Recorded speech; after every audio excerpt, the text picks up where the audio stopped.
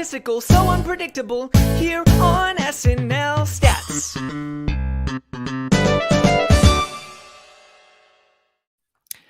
Yes, that is right. We are live right after the Nick Jonas SNL episode. We are here with some super fans for a little bit of a superfan takeover on our live shows. So I'm very happy to introduce our panel here this evening and go over the entire show with everybody in the chat and talk about our hot takes. First up, he is Sammy Kay. Sammy, how are you? Hello, everybody. I told the guys over here that right before the show, I put my Keurig on and I didn't put a mug underneath. So that's the type of energy that you'll see from me during the show. I'm excited to be here. Yeah, pure podcast energy. You forgetting to put your Keurig in. All right, Bill Kenney is here with us. Bill, how you doing? I'm good. I'm excited to talk about this kind of up and down episode. It's going to be a fun one to talk about. Yeah, it was certainly interesting, which we always need, and it's always good for podcasting. Someone who is always interesting and always excited to talk SNL, Andrew Haynes is with us. Haynes, how you doing? I'm doing excellently. I'm ready to debate a point with Bill already, I think, just from that first statement. So, all right. So this should be a good episode. Yeah, so for those who haven't joined us live before, these shows are a little bit different than our roundtables. On our roundtables, we go a little bit more macro. We talk about the themes and the things that are going on in the season and the cast members and where they're going up or down in the season. Tonight, we're going to go a little bit more in depth on the sketches, talk about the actual show that we just saw, and give you our hot takes. But this is an interactive show, so we want to hear your comments, or we want to see your comments. We want to bring them up on the show and talk directly to you guys. So let's work together on that. Before we start tonight, I do want to give a quick shout out. I hope I pronounced his name correctly. Eric Eisenstein is a camera operator for SNL, and he is retiring tonight. He is a multi-time Emmy winner, so tonight was his last show, and I wanted to give a quick shout out to Eric. So Eric, thank you for everything you did for SNL. And if you guys, I believe he is on Twitter, so you should guys, anyone in the chat, give him a quick shout out when you can. Let's get into the episode tonight. So Bill and Haynes, you guys seem to be, ready to, you're chomping at the bit to talk about it. So Bill, give me your overall thoughts on the show tonight. Oh, well, it started with such promise, I think, with the cold open was fantastic, I think. And then it kind of went steadily downhill for a while there. And it was very sloppy, up and down with some of the sketches. The Cinderella slipper was just, I don't even know how to describe how terrible that was to me. But yeah, and then it picked up momentum at the end again, and we haven't seen that in a while, where we see all the good stuff after update. And I think that we got to see a good Ego performance again. And yeah, I think the middle was kind of mushy, but the beginning and the end were really good. Okay. Haynes, you seem to completely disagree, so tell us why Bill is wrong. I didn't see it as much as an up and down episode. I actually thought it started, it started fine. It started fine. I liked the cold open. I didn't think it was amazing or anything, but I thought it kind of picked up speed from there as far as the type of things that I like. You talk about the Cinderella sketch. I like those really weird kind of stories. So the fact that the prince screwed a mouse, and also that this mouse has like a working class East Coast accent is just like hilarious.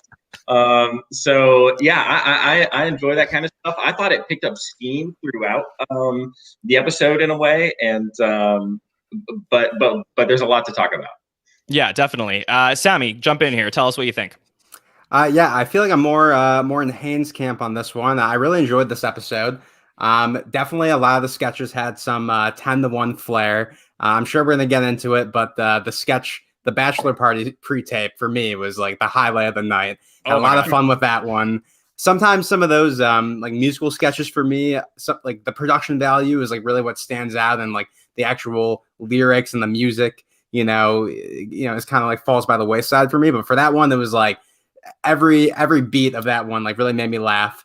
That really worked for me. Overall, Nick Jonas as a host, I definitely had not like the highest expectations for him, but I think I wouldn't say it was middle of the ground, but like in the sketches, he didn't take away from them, but he also wasn't necessarily the standout per se. but I think he did overall a good job. And same thing. Doing double duty can be a challenge. So I mean, I had fun with this one.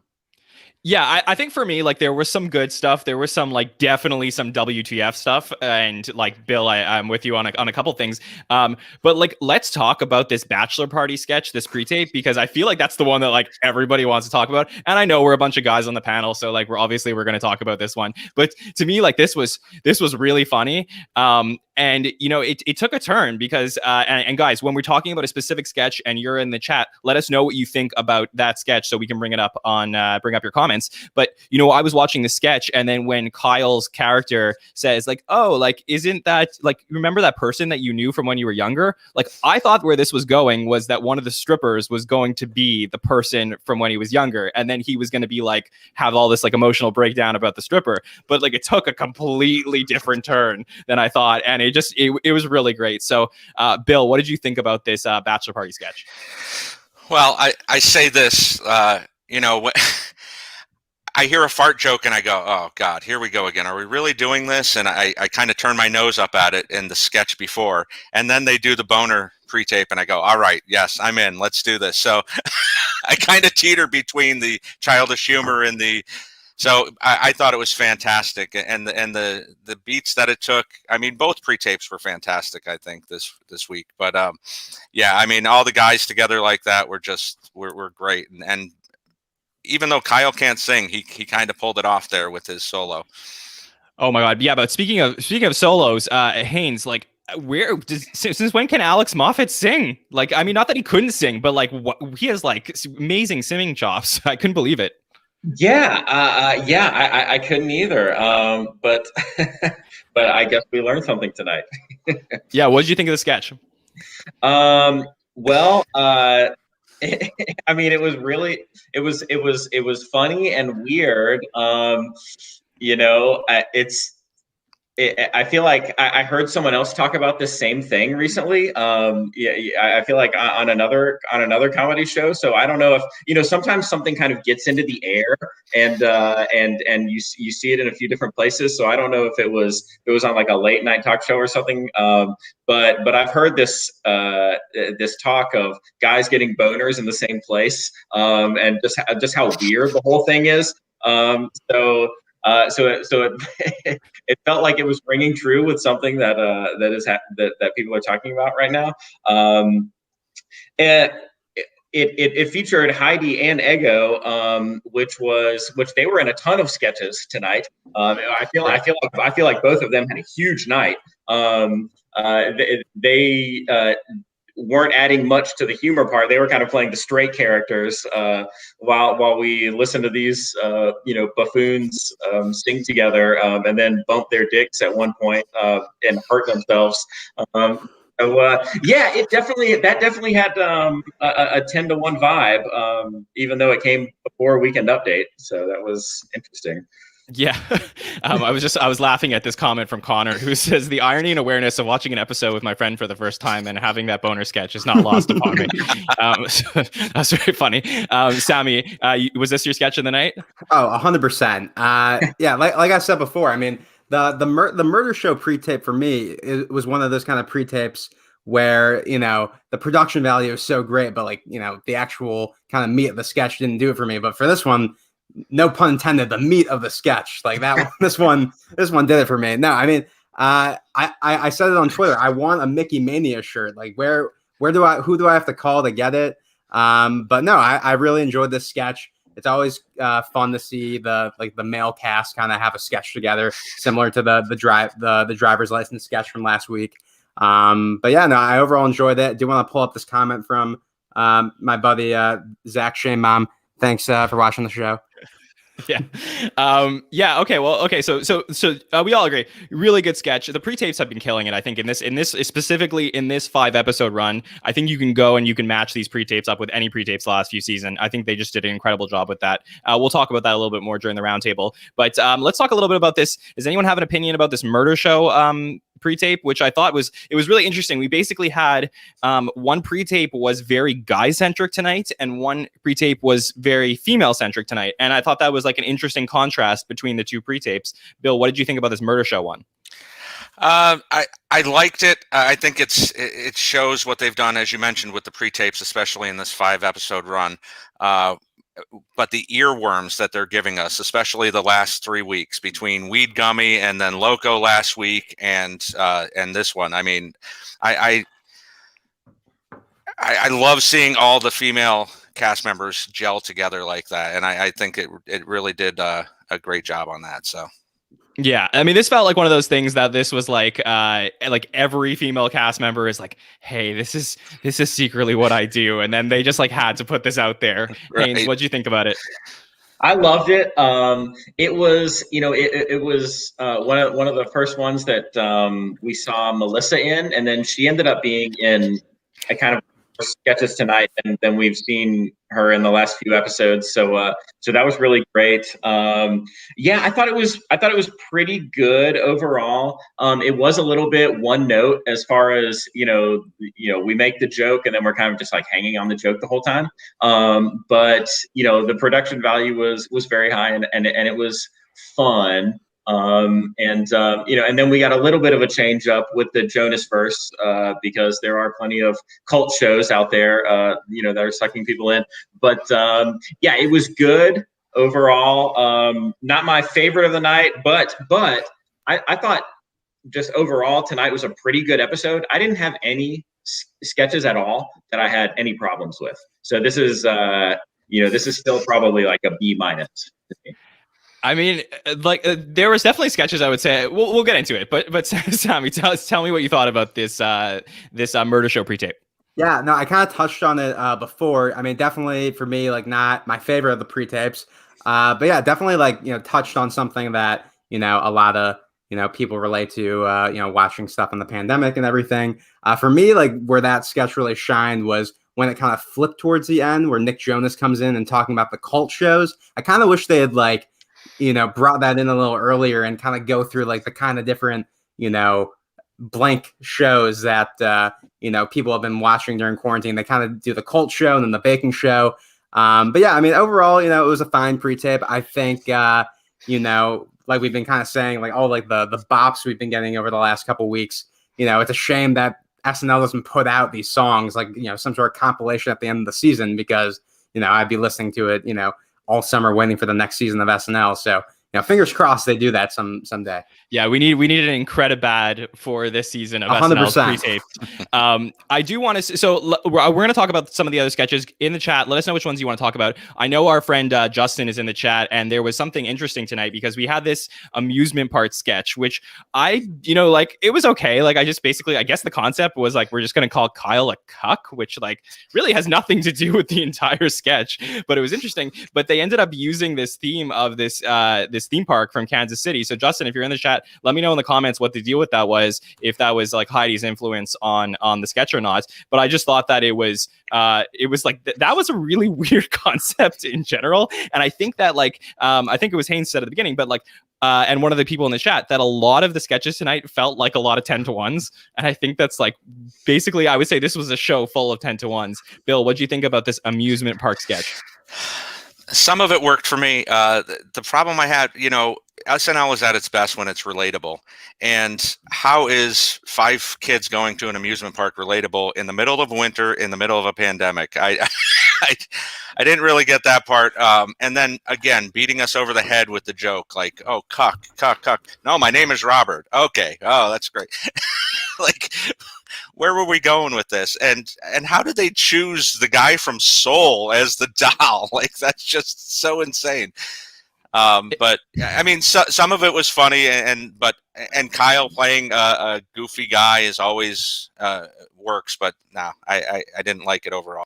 Yeah, Haynes, what did you think about it? I was fascinated and completely just focused on this giant doll. I did not know why they had the guy from Soul there. I had no idea why he was the person that this was the character that Kyle was holding the whole time. That was what fascinated me. I was laughing at it the whole time. I just couldn't figure it out. It kind of kept me like on my toes. I wasn't listening. I was barely listening to the other jokes. The whole time I'm going, why does he have this guy from Soul that they referencing. But like I said, I didn't have a problem with the sketch. I was kind of laughing at it the whole time because it was so strange and goofy. And Punky definitely. Did you guys notice that she definitely laughed and like broke character like right as the cameras were cutting away when Kyle made his last comment? Like, why did you call me that?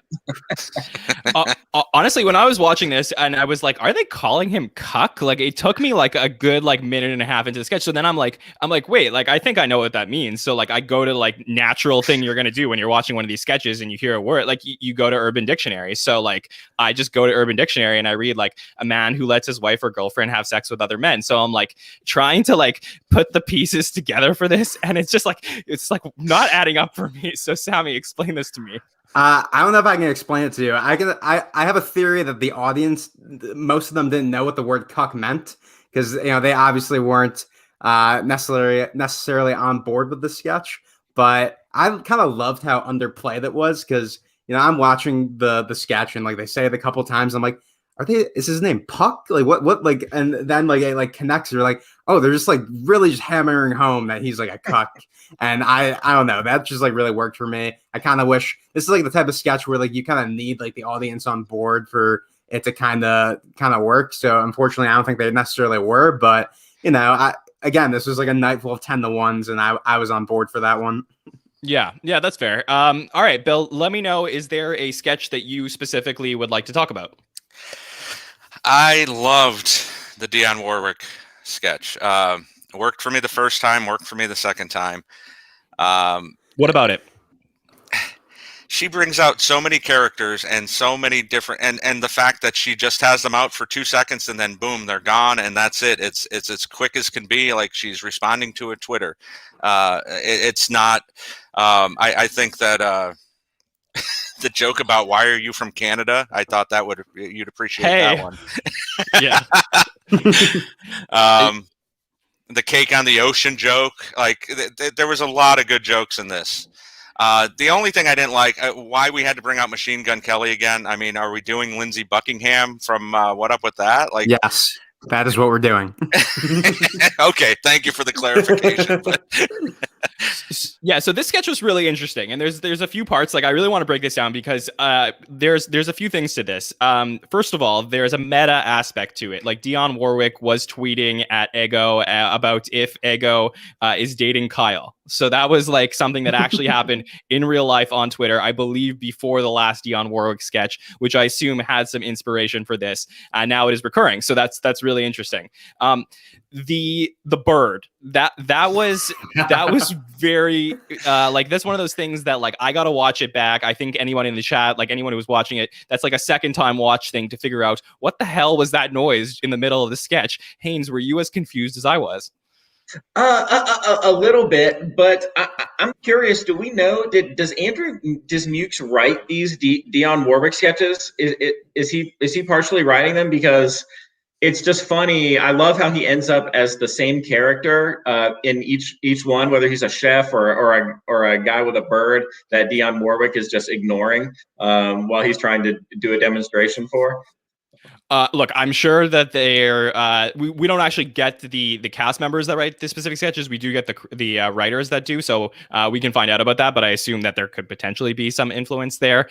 I do want to talk about Sammy. There was a sketch that I kind of want to take and compare this to, and maybe somebody in the chat, you guys can help me out with your opinions too. But when Vanessa Bayer first got on the show and she did the Miley Cyrus show, like similar in theme, basically, you take a celebrity, you exaggerate whatever you want to do with them, and then you bring on other celebrity guests. And I feel like maybe that worked for me a lot better because Miley Cyrus was just like more eccentric, and you had like the Jason Sudeikis playing Billy Ray. There was just something about that. It was almost like the exact same sketch, but this to me felt like a lot more low energy, I think, than that. Did you see that comparison at all?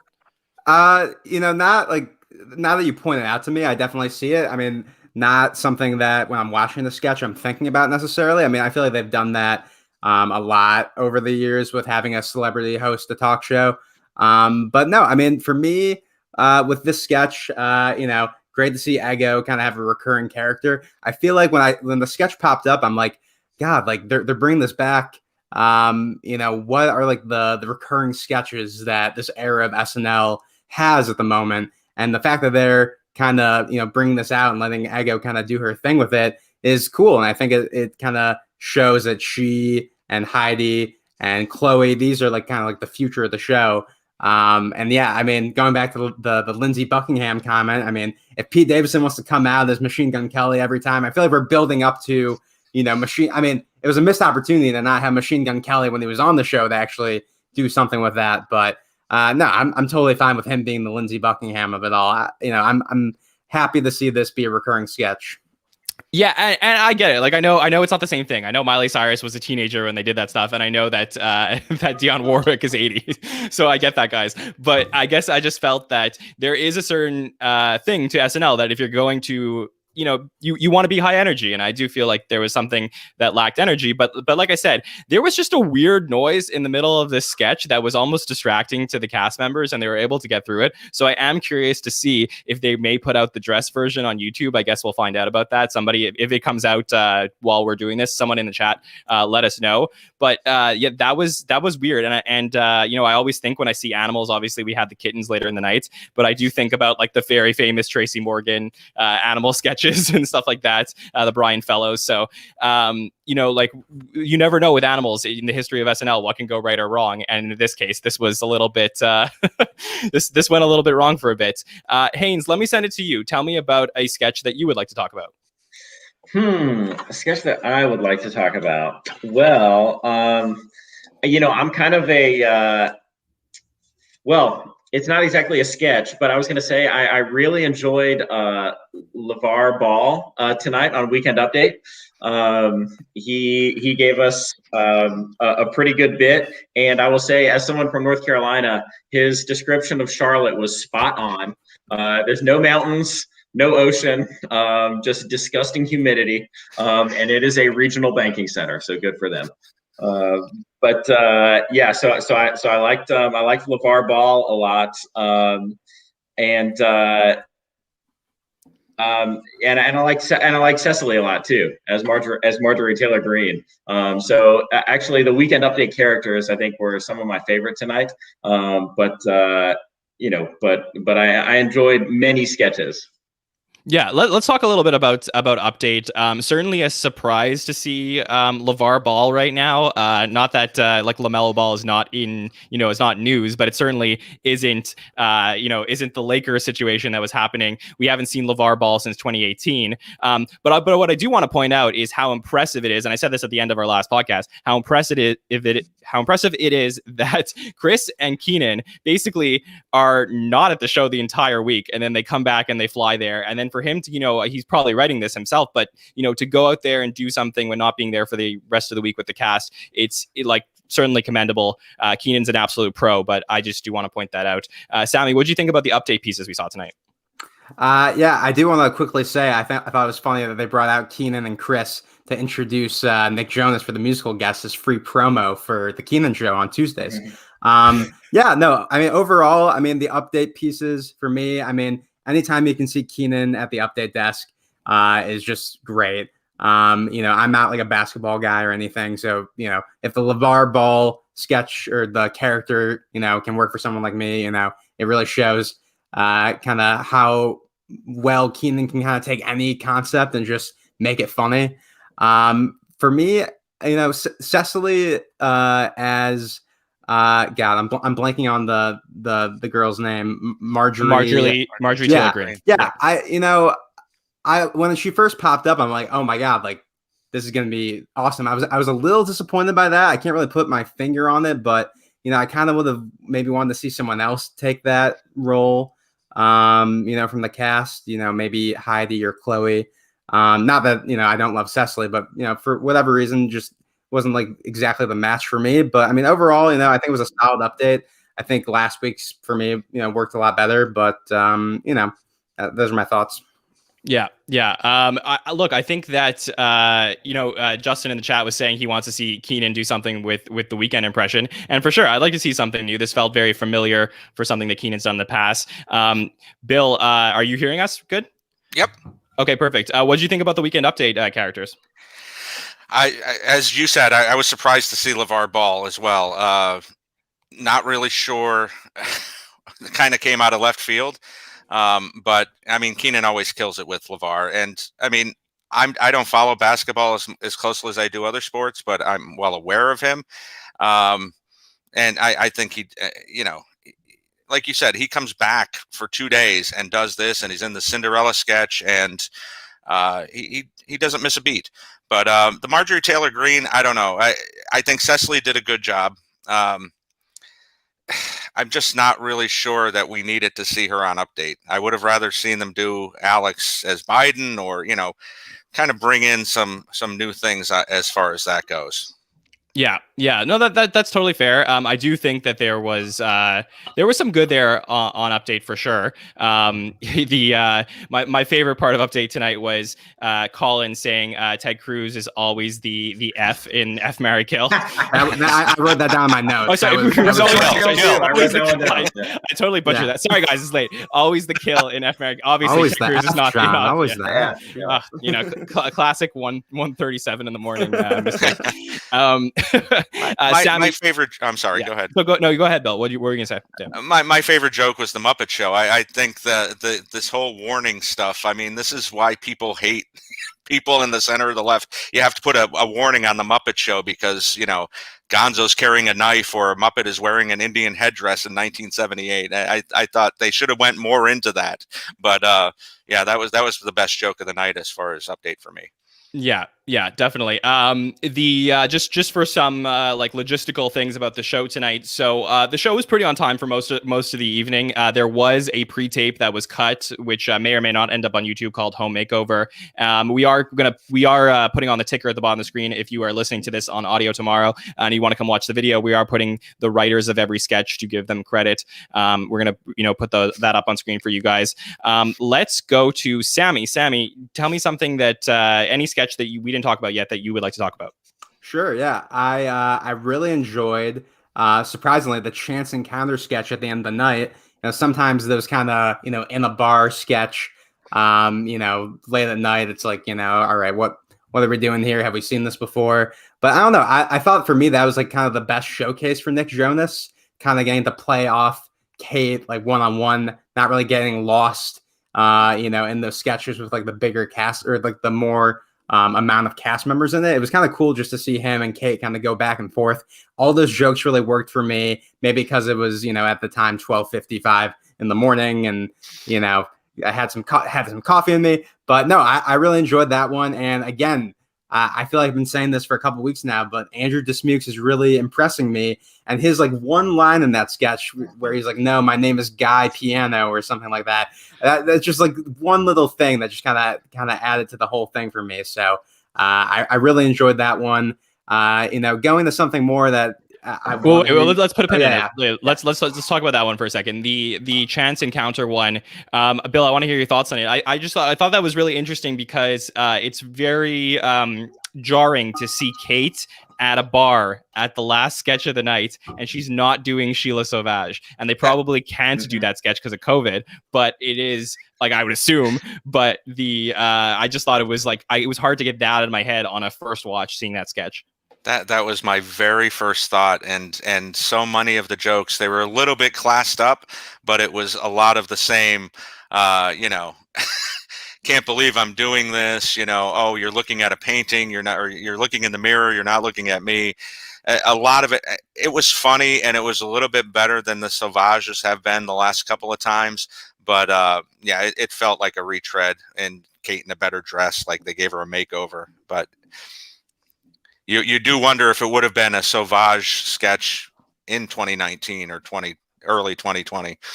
Yeah, I believe that the last one they did with that was the Adam Sandler one in 2019. Right. So we haven't seen it since then. Haynes, what did you think about this 10-1 sketch?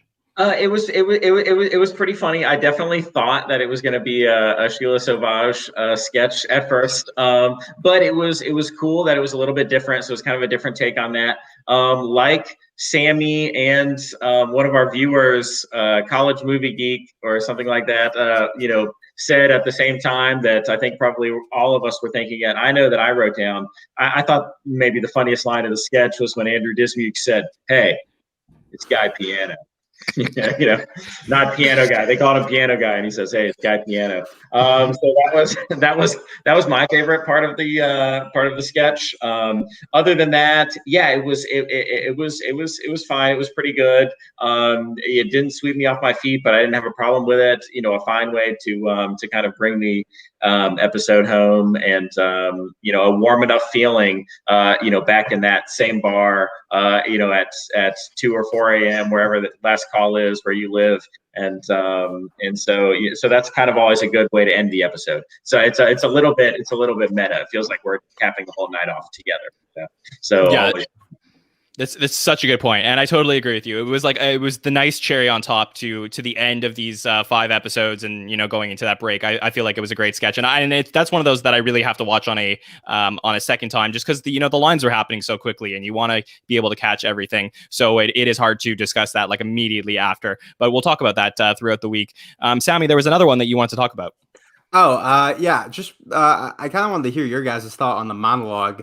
It was kind of interesting, like, they bring in Kevin Jonas, which, this whole season we haven't had like a ton of cameos. So not like Kevin Jonas is the biggest name, but it's like, oh, it's Kevin Jonas. I grew up with the Jonas Brothers. And then it goes into this kind of, Cheers to Broadway thing. That's not really a Broadway thing. I don't know, it was kind of just a very strange monologue. So I was curious if you guys had any thoughts on that. Bill, you want to touch on that? I thought it was. I'm not a big fan of the musical monologue, and Sammy, you're right. I mean, it veered so differently in such a quick way, but I thought it was kind of short and sweet, and kind of touched on a lot of the stuff that people can relate to right now, and just can't wait to go have a drink and salute all those people. Everybody's coming up on the pandemic anniversary and locking down, and to be able to touch on that in the monologue, I thought was kind of nice. Yeah, Haynes, what do you think? I was going to echo what Bill said. I generally kind of dread these song-alogues, is what I call them. But this one wasn't horrible. It wasn't horrible.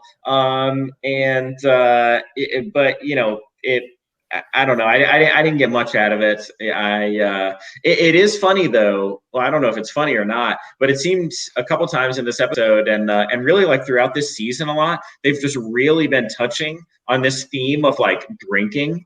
Well, of course. Yeah. So I guess that's something that people are doing a lot of right now. I remember, maybe even just from the Bill Burr episode.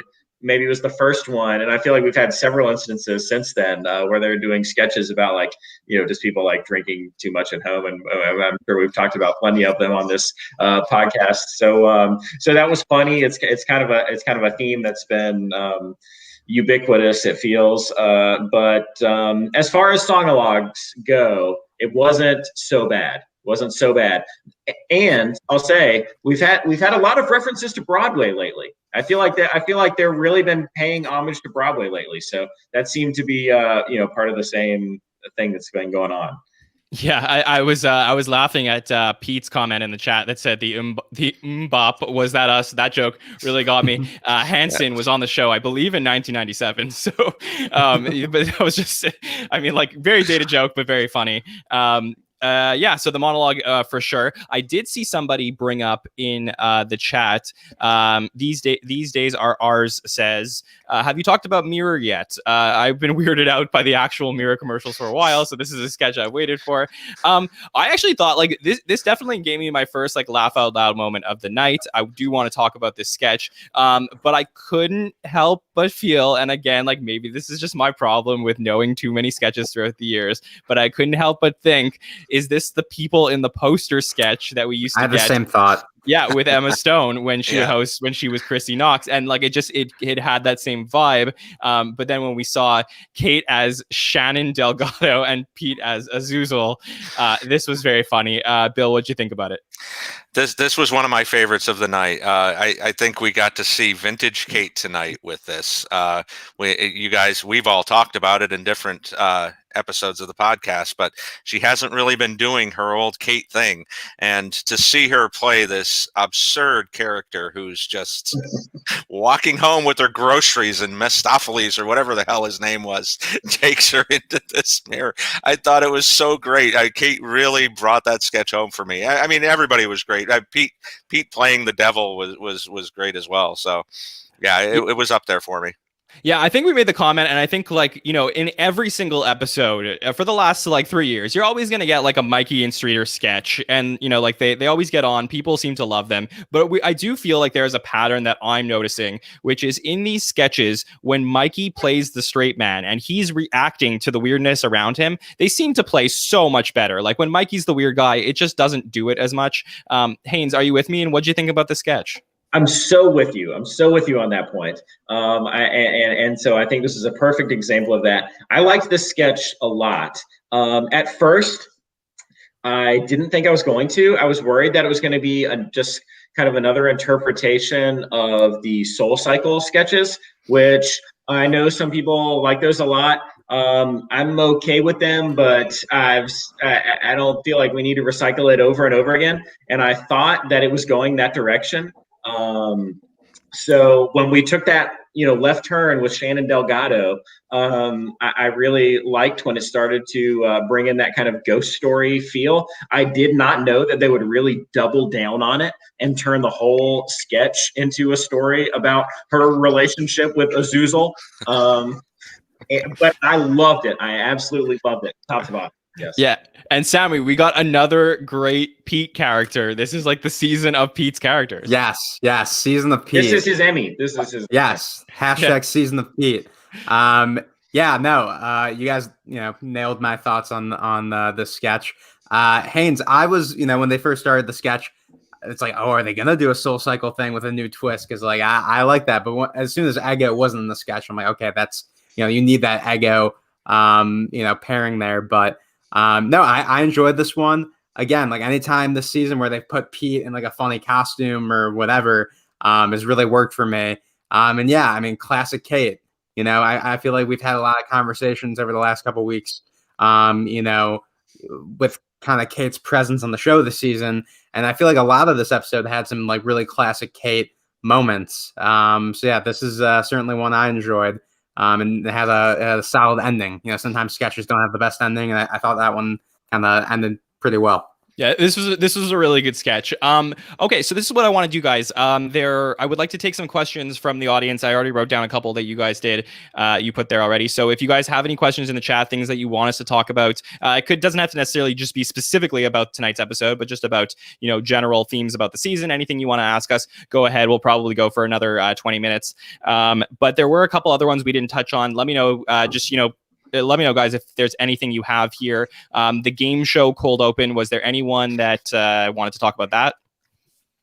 I really like that. I think that, go back to relatable. Who can't relate to the vaccine problems? Everybody has a friend or a family member in another state. I know where I live, they've opened it up to a lot of people, including the smokers, who played the smoker? Bowen. Yeah. They opened it up even to smokers in my state, but where my in-laws live, people under 70 still can't get it, 65 and above. So it's kind of funny to be able to see how nobody knows what the hell to do with this. And every state's kind of making their own rules as they go along. So I think that really hit it for me. Yeah. Haynes, Sammy, anything you want to touch on there? The only thing, Haynes, you go. I thought this one was pretty good. It didn't blow me out of the water, but I thought there were a few good lines. It seemed like they crammed a few just like quick good punchlines in there. I liked it when Heidi said that she voted for her, but she voted for her to get kidnapped. And then I also liked when Ego said, "Can't believe you're going to do this to me on the second to last day of Black History Month." I thought both those were pretty solid lines. I enjoyed those. I thought it had some nice repartee. Yeah. The Pfizer visor got me as well. There's some cute stuff in there. Sammy, did you want to touch on it quickly? Yeah, really quickly. A lot of those kind of zingers that Kate was pulling out with the graphic, the CVS, I forget what the acronym was for that one. But yeah, a lot of those worked for me. It was Chex Mix, vodka, and so much Plan B. How could I forget that? But yeah, no, I mean, great to see the whole cast kind of, get involved. Again, this was like the first sketch, obviously, of the night where Melissa, shows up. So I'm like, it was a very solid episode for her. And the only negative thing I'll say about the sketch is the University of Michigan sweatshirt. As someone from Michigan went to Michigan State, it's gonna get some negativity from me. But overall, solid cold open. I think we've talked about this recently over the last couple of weeks, but getting to see them kind of play with the formula more for the cold opens has been a lot of fun and has been a good way to start the show. Yeah, definitely. And then I think the only one we didn't really touch on was the Cinderella one, which, truth be told, I don't really have a lot to say about this. There wasn't much there. So unless any of you have something specifically you want to talk about this with, I think we can move on.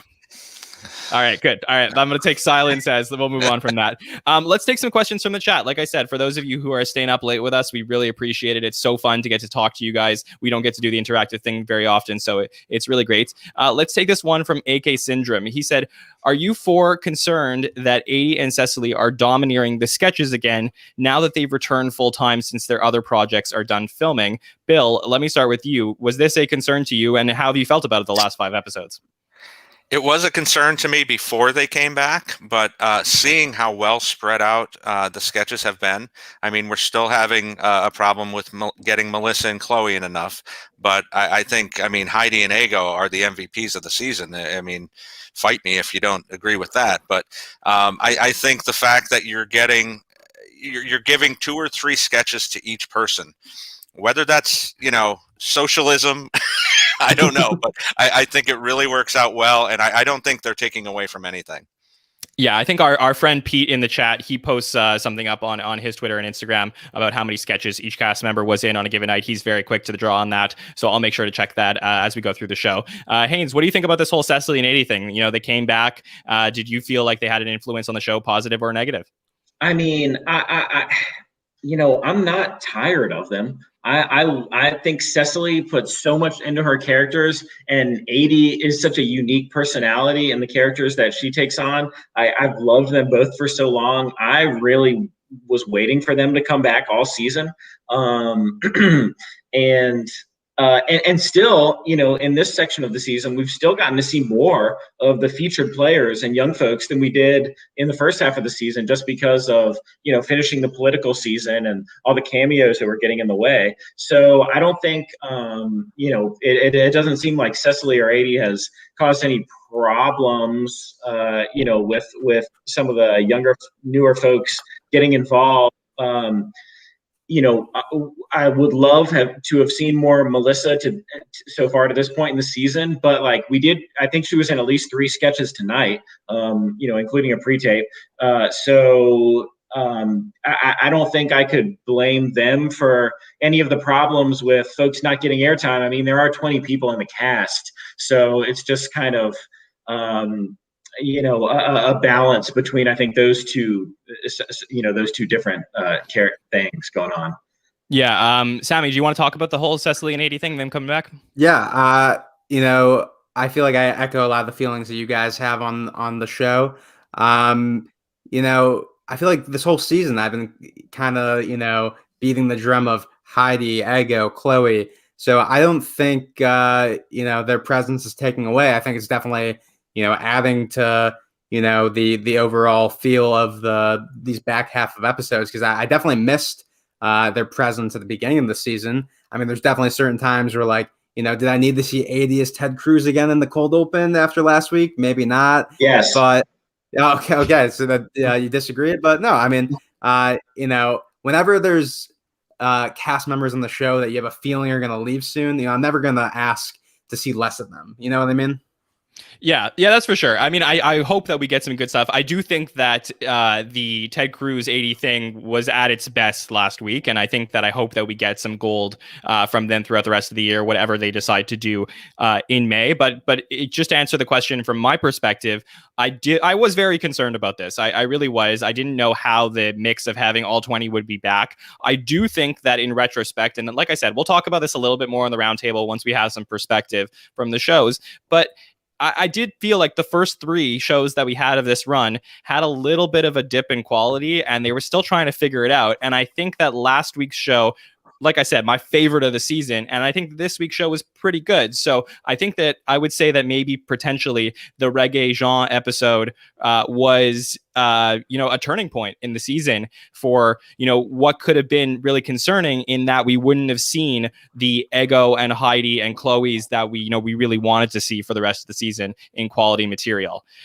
So that was just my 2 cents on it all. I do want to talk to you guys quickly about, we went 5 episodes and we didn't see Moffat as Biden. I know this is like a tracker that we're running every single week. This could have been an interesting spot to put Moffat as Biden in the cold open. There was opportunity there. This was certainly political. He certainly had things in real life to say about the vaccine rollout. So, Bill, were you surprised not to see Moffat as Biden tonight? Bill, you're muted. Yep. I don't. Yeah, you're good now. All right, Bill, you're lagging for a second. Sorry, let me send. No problem. Let me send it over to Haynes. Let me send it over to Haynes for a second. So I am, I guess, a little surprised that we still haven't seen, the Moffat Biden return yet. And I'm not exactly sure why that is. But if they've got other stuff, in the news to talk about, I guess that's okay. But I'd love to see it. I thought it was good. I was really excited when they first debuted it. My Twitter handle is SNL has a cast. And, as much as I love Jim Carrey, I loved to see that this major character was going to flip back to a cast member. I'd like to see it. I'm not exactly sure why it hasn't happened. Do you guys have any thoughts on that? I mean, I can't think of a reason why they wouldn't have brought him back at this point. Sammy, what do you think? I don't have, the answer to that necessarily. I mean, it could be, based on some of the reaction to, people getting tired of the Alec Baldwin Trump, that they want to maybe use their presidential cast members sparingly. Also, I mean, a lot of people are saying in the chat that, the actual kind of content and material that Biden, has in the news cycle, is that enough to, warrant an appearance? But I mean, I would disagree. I mean, it's definitely, it's definitely been strange not to at least have one since that first initial appearance. It's almost like they're maybe even going out of the way not to do it at this point. But the second I saw Maya Rudolph's name pop up as the host, for the next episode when we come back from this break, I have a very strong feeling, and I would put money on it, that is when we'll see the glorious return of Moffat as Biden. Yeah, that's definitely where we're probably headed, and that's the thing we'll talk about next. But Bill, if you're with us now, let me get your opinion on not seeing any Biden Moffat. Yeah, I've been very surprised, and I think that you could have done a Daryl as Clinton Weekend Update thing with Biden the last couple of weeks. You don't have to have him out there for very long. You don't have to build an entire cold open around him. You can just have him out there, do a couple funny jokes, and call it a day. And to not have anything like that is kind of strange to me at this point. So hopefully with the announcement of Maya, like Sammy said, we shouldn't have a problem seeing that on March 27th. Yeah, I mean, I would just, look, we'll talk about Maya Rudolph coming up. I think it was certainly exciting to see her name. Yeah, it's a natural thing that you think that we're going to see Biden on March 27th. Makes total sense. I would just, I have some people in the chat saying like maybe Alex doesn't want to play him, and maybe that, maybe we're just, are even Haskell's like, hey, are we 100% sure that when Biden comes back that it will be Alex? I would be floored if it was anybody else. I just think like it's really crazy to have him in one sketch at Christmas. You have all the eyeballs on him. It's the Kristen Wiig show. It's a holiday show, and everyone gets excited. There's news articles written about it that this cast member is finally going to get to play him, and then we don't see him for months. I just think that would be really crazy. Haynes, is there anything else you wanted to touch on that, or should we move on? No. Let's move on. I think we got it. Okay, perfect. Let's talk a little bit about what's coming up next week, because we announced the dates last week. We know that we knew that they were coming back on March 27th, but I did not expect to see Maya Rudolph. I kind of forgot about it because, you know, we it almost feels, tell me if you guys agree with me, that the episodes we had in the fall feel like a completely different season. Like it's like, you know, season 46A and season 46B. And I really felt like, wow, oh yeah, the whole Jim Carrey and Maya Rudolph thing, that was this year, like that was this season. So it's crazy to think about. Sammy, I know that Maya Rudolph is one of the, you know, the cast members from the era of the show that you fell in love with the show with. Are you excited to see Maya back? Am I excited? I am super excited. And it'll be kind of cool to see her back.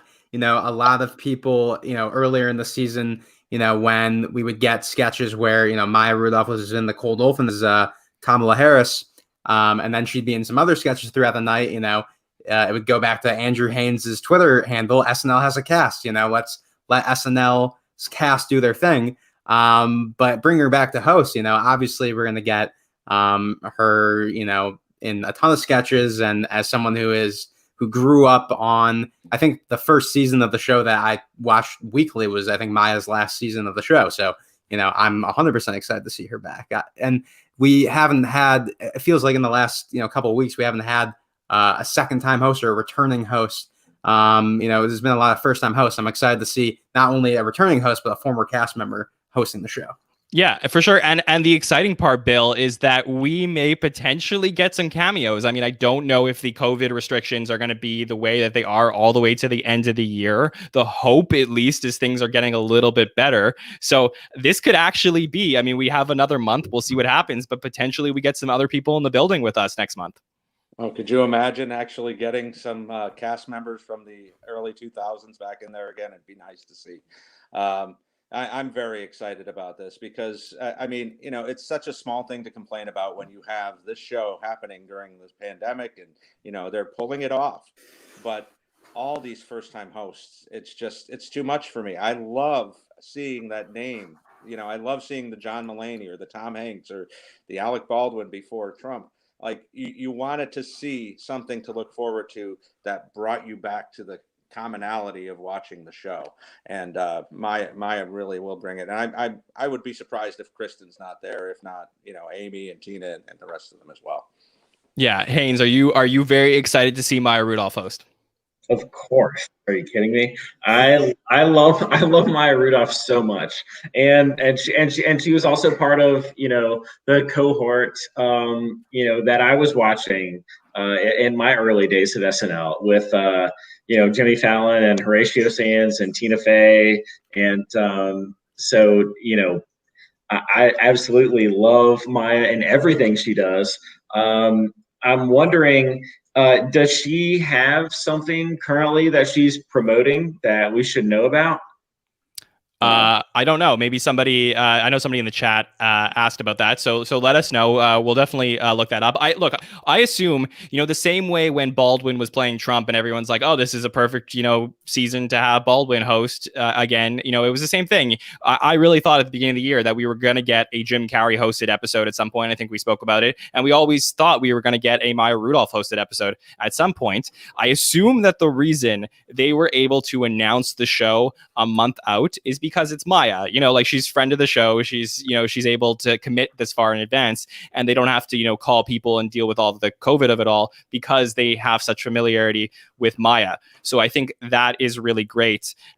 So yeah, I'm just really excited to see it. I will say that my one caveat, and I guess we'll continue to talk about this until the show, is, you know, a lot of the discussions about the quality of the episodes, you know, the last five episodes has really been about the cast members and really about how much sketch time we can get in there. And we called Maya Rudolph our 21st cast member in the fall. So how are they going to deal with having another cast member basically for an episode that is going to take up the majority of screen time, let alone some cameos that come in? I think that is something that's going to be interesting to watch. And could the quality... yes, Haskell. I'm not Demois. But could the quality of the episode be affected by potentially some cameos and Maya's involvement in, you know, how involved she is in Sketch by Sketch. Does anybody else want to touch on that before we move on? I don't know about the quality, whether or not for sure the quality will be affected, unless, I mean, let's be real. I mean, anything that Maya's in is kind of gold. Like, she's amazing. So I don't feel like she's going to make anything worse. If you judge the quality of the episode on whether everyone gets a ton of screen time, listen, people are going to lose screen time when Maya Rudolph hosts. Like, she is going to take over, you know, this the same way that Will Ferrell would. I mean, that's what happens with these legends of the show, and she is a legend of the show. So that's going to happen. Is that going to affect the quality in a negative way? I don't think so. I love the rest of the cast, and I want to see more of them. But that'll probably happen the next week.